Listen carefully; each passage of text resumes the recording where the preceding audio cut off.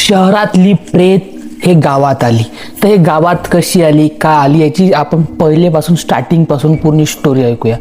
तर हे स्टोरी आहे दोघा जणांची, एक आईची आणि तिच्या मुलीची. ह्या दोघी जणी पहिले तर गावात राहत होते. त्या मुलीनं पूर्ण शिक्षण गावात केलं 10वी-12वी पर्यंत. नंतर ते शहरामध्ये गेली, नागपूर शहरामध्ये गेली शिक्षण घेण्यासाठी. तर ते शिक्षण घेण्यासाठी नागपूर शहरात गेले आणि तिथं तिला जॉब लागली. तर जे तिला फक्त आई होती आणि तिचे वडील जे होते ते मरण पावले होते. तर तिची आई एकटीच गावात राहत होती आणि ही मुलगी आता तिथं सेटल होऊन गेली होती नागपूर शहरामध्ये जॉब करत होती. चांगले पगार होता तिला 12-20 हजार रुपये. आणि तिची आई एकटीच होती आणि तिला 2 मुली होत्या.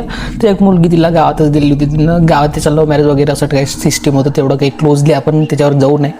तर मग काय झालं की ती मुलगी नागपूर शहरात तिची आई एकटीच राहत होती गावात. एकटं खाणं बनवणं हे इथे सगळं काही. तर तिच्या मुलीला वाटलं की माझी आई एकटीच गावात राहते, तर का नाही आपण त्याला माझ्यासोबत नागपूर शहरात आणून घ्या आपण. तर असा विचार केला तिनं. तर ते गावात आली एकदा आणि तिच्या आईला, जे आई होती जी गावामध्ये राहत होती, तिनं न्यायचा प्लॅन केला तिला. तर तिला नेलं पहिले. तर त्याच्याकडे मेन म्हणजे वावरं होते, खूप काही वावरं होते त्याचे. तर गावामध्ये त्यानं ते वावरं ठेक्याने दिले होते. म्हणजे ठेक्यामध्ये दुसऱ्या व्यक्तीला देते ते वावरं, त्याचे ते पैसे घेत होते. तर यानं ठेक्यानं वावरं करून घेतले, देऊन दिले एकामेकाला इकडे तिकडे. आणि ती आईले, त्या पुरीनं तिले नेलं, शहरात मस्त त्याची लाईफ चालू होती. एक नंबर राहणं खाणं. कमसे कम 1.5-2 वर्ष हे आरामात तिथं आलिशानप्रमाणे राहिले. आणि एकदा काय झालं, असंच त्याला विचार आला की खूप दिवस झाले मी माझ्या गावाकडे गेलो नाही. किंवा त्या दोघींनी प्लॅन केला की चला ठीक आहे, बहुत दिवस झाले आपण गावाकडे गेलो नाही, तर आपण गावाकडे जाऊन बघून या कसं वावर शेतातलं कामं कसं चालू आहे, कसे पैसे घ्यायचे, ठेक्यानं पैसे घ्यायसाठी ते येत होते. असं काही वाटते मला.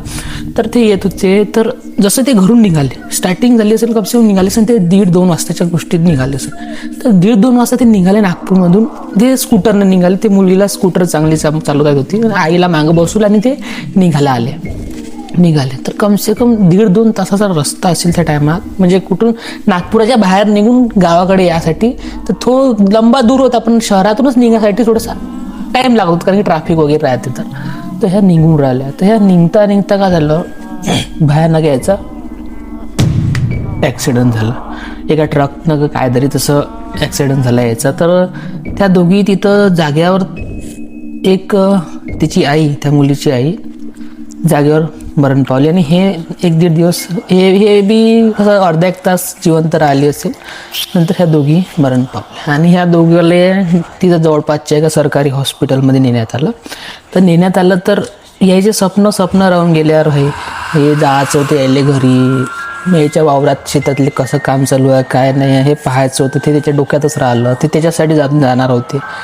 यायला दवाखान्यात आलं गावातून. मग गावात फोन केला, त्याच्यापाशी नंबर दिसलं, गावातला कोणी दिसलं असेल त्याच्या बहिणी वगैरेचा. तेव्हा सांगितलं ना त्या बायकोले, त्या बुडीले, तिची आई होती, तिला 2 मुली होती. एक पूर्वी गावातल्याच ती दिली होती. तर पाहिलं तर तिचा नंबर दिसला. तर मग जे की डॉक्टर वगैरे आहे यांनी फोन लावला असेल त्याला की असं झालं. तर मग तसं झालं. तर मग त्या एवढी जण ते गावातले लोक तुम्हाला माहिती आहे एकदम जास्तच रिलेटिव्ह राहते. तर ते सगळेच जण येते, एकटंच घर येत नाही. तर ते एकमेक राहते. शहराने असं अलग राहत नाही. तर ते सगळेजण येऊन गेले होते तिथं दवाखान्यात आले. तर काय झालं, त्या टायमात खूप जादा पाणी येत होतं. आणि मग आता त्याची जी सतगत वगैरे करायची राहते ना, तर तिथं तर ते टाकू शकले नसते, कारण की हे यायला गाव होतं, औरशेत होतं. तर त्याला तिथून आणण्यासाठी यायनं ॲम्ब्युलन्स केली. गावातले लोक ॲम्ब्युलन्स केली आणि ॲम्ब्युलन्समध्ये आणण्यासाठी कमसे कम 3-4 तासाचा रस्ता असेल. आणि त्या दिवशी कसम से सांगू ना, इतका खतरनाक पाणी होतं, एवढं जास्त पाणी येत होतं की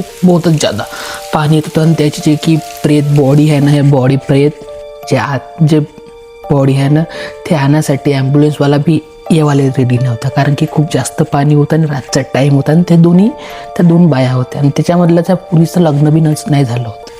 तर कसं बसं आताच तर मला सांगायच्या होती, माहीत तर अर्धी फाटून राहिली हो. तर कसं बसं करता त्याला गावामध्ये आणलं. त्या ड्रायव्हरसोबत 1-2 जण अजून बसवले होते आणि आणलं गावात. जसं गावात आणलं तर त्या टायमामध्ये खूप जास्त पाणी चालल्यामुळे नाही का, त्याला घरीच ठेवलं सध्या अर्धा 1 तास. नंतर किती पाणी, खूपच जास्त पाणी होतं आणि ते बॉडी कसं तुम्ही पोस्टमॉर्टमची बॉडी वगैरे राहते त्याला लवकर आपण अग्नी दिल्या पाहिजे असं म्हटलं जाते, कारण की ते स्मेल वगैरे येणं स्टार्ट होऊन जाते. तर मग पाणी खूप जास्त चालत होतं. तर काय करायचं, तर पाणी दिवस रात्रभर चालणारच राहत होतं. बट आता मग त्यानं विचार केला की आपण अशी वरतून पन्नी झाकून देऊया आणि पन्नी झाकल्यानंतर आपण आग वगैरे लावून देऊ किंवा रॉकेल तेलनं ते आग पेटून टाकली. त्या दोघांची बी चिता पेटून टाकली. आता इतोरी ठीक झालं, त्याची पूर्ण मन ते वावरातच होतं टाईपचं पूर्ण, त्याची चिता वगैरे पेटून दिली. तर त्याच्या बाद काय झालं की ते सगळं काही ठीकठाक राहिलं. 1-2 हप्ते ठीकठाक राहिलं सगळं काही गोष्टी. नंतर काय झालं, एक व्यक्ती होता जो तालुक्यासारख्या ठिकाणाहून येत होता गावाकडे, जिथं गाव द्यायला पेट्रोल होतं त्या गावामध्ये. त्या गावामध्ये पहिले राहत होत्या, मग शहरात गेलं. तर त्या गावामध्ये एक व्यक्ती आपलं जॉब करून येत होता तालुक्यासारख्या शहरातून. तर येत होता. तर काय झालं, रस्त्यानं येता त्याला असा आरामात येऊन राहिला, गाडीने येऊन राहिला. तर एक मुलगी दिसली त्याला. तो काही जास्त ओळखत नव्हता. एक मुलगी दिसली, तिनं हात दाखवला. दादा समोर उरी सोडून देता का प्लीज दादा, प्लीज. ठीक आहे, त्याला वाटलं की आता ट्रेन वेन येत राहते तालुक्यासारख्या ठिकाणी, तर एखादी बाई असेल, पोरगी असेल तर चला बसली. ते बसली तर मग काय म्हणते ते त्याला, दादा समोर माझी आई सुद्धा आहे, तिला सुद्धा बसव जा ना प्लीज. ठीक आहे, तिला वाटलं असेल की आई समोर गेली ना, मुलगी थोडंसं काम काही असेल फोनवर वगैरे बोलत असेल तर थांबली असेल, तर मग आईला बसवलं. आईलाही बसवून तिलाही बसवलं आणि समोर चालले. आणि जसे चालले तसं त्या पोराला ऐकू आलं, आपण येऊन जायला पाहिजे होतं, आपल्या वावर ठेक्याने द्यासाठी आल्या पाहिजे होतं आपण. आपल्या वावराची कहाणी कशी होईन आता. आणि जसं त्या पोरानं थोडंसं मागं पाहिलं तर जे मधात बसली होती जी मुलगी आणि मागं त्याची आई बसली होती वाटते, तर जे मधात बसणारी मुलगी नाही का, ते तोंड काही पूर्ण आडवं होऊन तिच्याकडे पाहून बोलत होती. त्याची पार फाटून हाती येऊन गेले. तो कसा बसा स्पीडनं गाडी जोरायला, तो काय बाया का मागच्या त्या दोघीजण एवढ्या स्पीडनं कशाला चालवत आहे, आरामात चालवा ना. असं करता तो एवढ्या स्पीडनं चालवायला लागला गाडी, असं तसं करता. आणि जसं अजून रस्त्यानंच एक हनुमानजीचं मंदिर होतं, त्या हनुमानजीच्या मंदिरात जाऊन तो फडकन घुसून गेला आणि तिथंच तो दिवस निघेपर्यंत राहिला. ही पहिली स्टोरी झाली त्या गावातली, ह्या दोघीची, ज्या दोघी मरण पावल्या होत्या, जिची प्रेत आत्मा आत्ता जातात जमचून 2 हफ्त्या पहिले हे केली होती. तर मग दुसरी गोष्ट ही झाली की छतवर एक मुलगा झोपला होता. एक चांगला 30-35 वर्षाचा माणूस झोपला होता. तर त्याला काय झालं की तो असा झोपला होता, गाणं ऐकता तर त्याला असं भात झालं की मागं कोणतरी झोपलं आहे. तर मागं माहिती आहे कोण झोपलं होतं, तीच मुलगी झोपली होती जे 2 हफ्त्या पहिले त्याची प्रेत आत्मा सगळं काही बंद करून इजोवाजो करून ठेवलं होतं. त्याला बी ते बसून तो बी छतवर झोपणं त्यानं बंद केलं आहे. आणि एक डाव तसंच काय झालं होतं. तर एक डाव काय झालं माहिती आहे, एक व्यक्ती वॉशरूमसाठी बाहेर उठला. टाकं असं बाहेर होतं, त्याच्या घरचं बाहेर होतं. त्याच्या टाक्यापाशी 2 थ्याच बाया त्याच्या इथचा डब्बा घेऊन असा वॉशरूमसाठी बाहेर त्या रस्त्यानं जात होता. त्याला लिटरली असं दिसलं तेपासून पुन्हा गावात भयाचा माहोल होता. तर मग थोड्याफार दिवसामध्ये कसं बसं करता याचं जे की श्राद्ध वगैरे जेवण खावण देणं ते तिसरा रोज केलं. त्याच्या बाद ह्या गोष्टी पुन्हा शांत करण्यात आल्या. त्याच्या बाद तेहीपासून ह्या गोष्टी थोड्या दिसत नाही. त्याला शांती दिली थोडीफार काही खावाला किंवा गावाला जीव घालून, तेव्हापासून ह्या गोष्टी कमतरतामध्ये होते. ह्या आता काही जास्त डेव्हलप किंवा दिसत नाही. आणि त्याच्या आत्म्यासाठी घुमत असं त्या निघाल्या होत्या मनात. त्याच्या गोष्टी हेच होतं की मी मावल्या वावराचं पैसे घेईल किंवा वावरा ठेक्यांना देईल, असं तसं ते डोक्यात चाललं. आणि त्याची इच्छा राहिली. त्या इच्छा राहिल्यामुळे त्या गावामध्ये प्रवेश केला. तर मग ते लोकाला दिसायला लागली, असं झालं तसं झालं. खूप काही लोकाला दिसल्या होत्या त्या.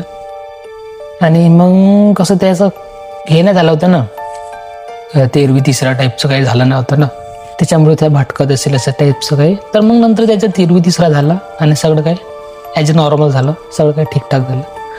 तर तुम्हाला आजची स्टोरी हे रिअल स्टोरी आहे. तर तुम्हाला जर ह्या गोष्टी आजची आवडली असेल ना, तर प्लीज चॅनलला सबस्क्राईब करा, लाईक करा आणि प्लीज सपोर्ट करा भाई. आपण अशा स्टोऱ्या सांगत असतो, हॉरर स्टोऱ्या सांगत राहतो. ठीक आहे, धन्यवाद.